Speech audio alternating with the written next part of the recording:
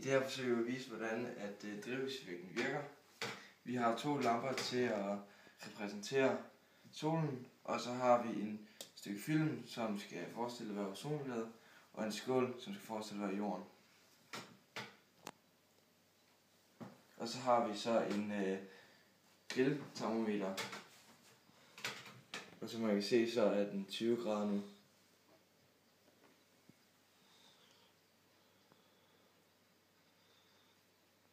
Så man kan se, at den 20 grader nu, så tænder vi lamperne, og så skal vi vente 20 minutter og se, hvad der sker. Nu er der gået 20 minutter, og den er 32 grader. Vi stiller forsøget, og så putter vi noget CO2 ned i den, og der har vi bagepulver og eddike til at lave CO2. Det er så lige her lige fremad.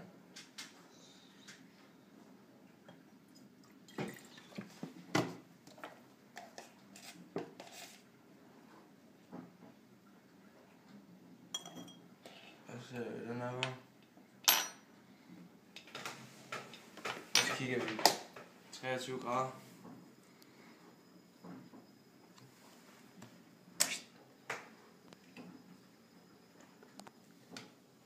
Og så siger vi, at så skal vi stå der i 20 minutter. Så er vi færdige med forsøget. Der er gået 20 minutter. På grund af CO2'en er den steget til 43 grader.